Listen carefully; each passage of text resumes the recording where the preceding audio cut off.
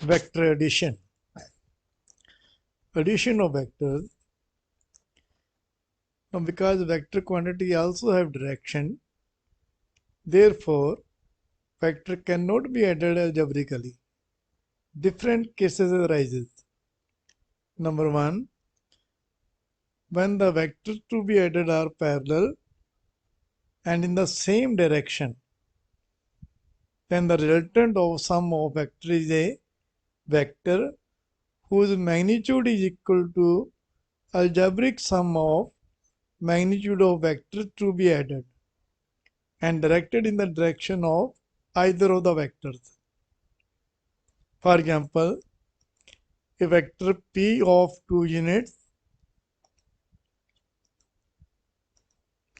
and a vector q of 3 units when added,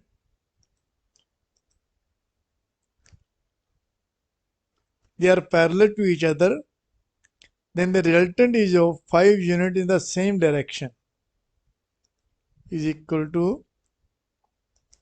vector r is equal to p vector plus q vector and of 5 units directed in the same direction. Number 2,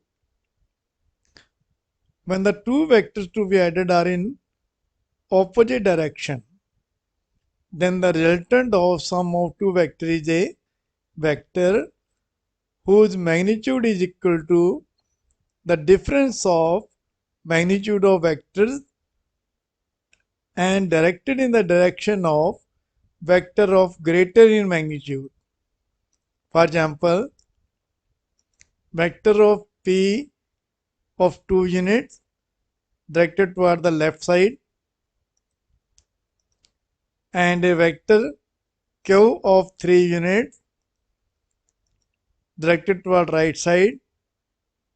When they are added, they are anti-parallel to each other. Then the resultant is of difference of 3 and 2, the magnitude of vector to be added, that is 3 minus 2 is equal to 1. That is, resultant is of 1 units in magnitude and in the direction of vector of greater magnitude, that is along the vector q of 3 units. The vector r is equal to p vector plus q vector directed in the direction of q vector because the magnitude of q vector is greater and the magnitude of resultant is the difference of 3 and 2, that is 1 unit. Now third case, when the vectors to be added are inclined at an angle, then the vectors are added according to the following law. The first law is the law of vector addition. First law is triangle's law of vector addition. It states that if two vectors are represented completely in magnitude and direction by the two sides of a triangle taken in the same order, then the resultant is represented completely in magnitude and direction by the third side of the triangle taken in the opposite order. Let a vector p denoted by the side OA of a triangle OAC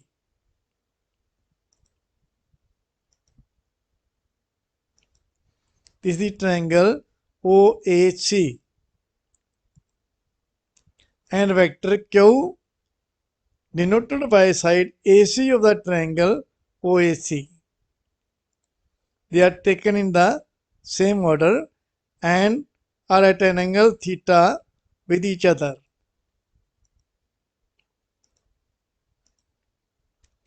Then by triangle law of vector addition, their resultant R is given by third side OC of the triangle OAC, making an angle phi with the vector P.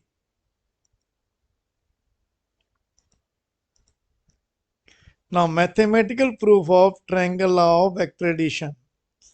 Let a vector P and a vector Q are represented completely in magnitude and direction by the side OA and AC of triangle OAC, taken in the same order respectively.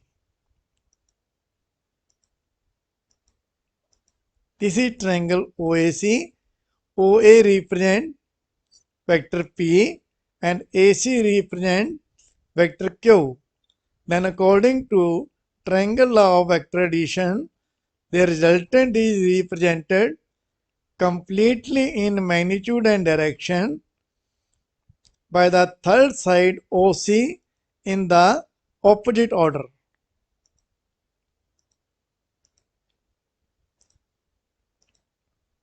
Therefore, the magnitude of vector is equal to the magnitude of vector P is equal to mod of P vector is equal to P is equal to side OA, and magnitude of vector Q is equal to mod of Q vector is equal to Q is equal to side AC, and magnitude of vector R is equal to mod of R vector is equal to R is equal to side OC.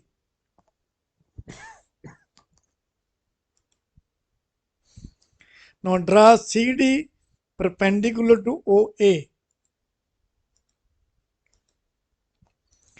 In right angle triangle ODC, this is triangle ODC. According to Pythagoras theorem, OC square is equal to OD square plus CD square. That is, hypotenuse square is equal to base square plus CD square. Now OA plus AD is equal to OD. So put OD is equal to OA plus AD. So we get OC square is equal to OA plus AD whole square plus CD square. Now open the bracket. This become OC square is equal to OA square plus AD square plus 2OA into AD plus CD square. Now combine the two terms AD square and CD square. So we get OC square is equal to OA square plus AD square plus CD square within bracket plus 2OA into AD. Now in right angle triangle ACD, according to again Pythagoras theorem, AD square plus CD square is equal to AC square. That is, base square plus height square is equal to hypotenuse square. So put the value of AD square plus CD square in equation number 1. We get OC square is equal to OA square plus AC square plus 2OA into AD. Now OC is equal to magnitude of R, OA is magnitude of P, and AC is magnitude of Q. So we get R square is equal to P square plus Q square plus 2 into AD. Put this equation number 2. Again in triangle ADC, AD upon AC is equal to cos theta. That is, base upon hypotenuse is equal to cos theta. So AD is equal to AC cos theta. Now AC is the magnitude of vector Q. So we can write AD is equal to Q cos theta. This is equation number 3.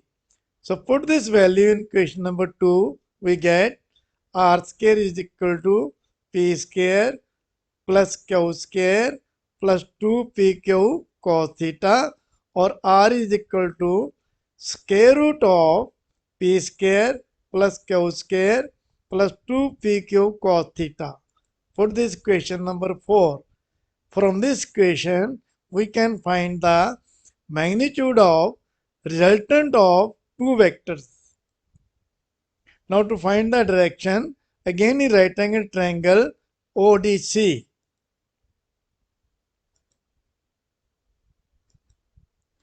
We get CD upon OD is equal to tan phi, or tan phi is equal to CD upon OD.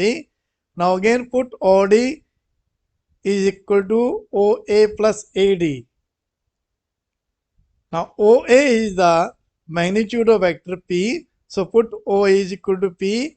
We get tan phi is equal to CD upon P plus Q cos theta.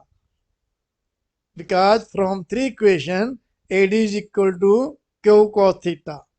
Put this equation number 5. Now we have to find the value of CD. Again in right angle triangle ADC.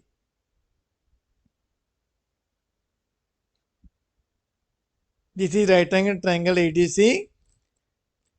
What is CD upon AC? CD is height and AC is hypotenuse. Height upon hypotenuse is sin theta. So CD upon AC is equal to sin theta. Or we can write CD is equal to AC sin theta, and AC is the magnitude of vector Q. So we can write CD is equal to Q sin theta. Put this value in equation number 5. We get tan phi is equal to Q sin theta upon P plus Q cos theta.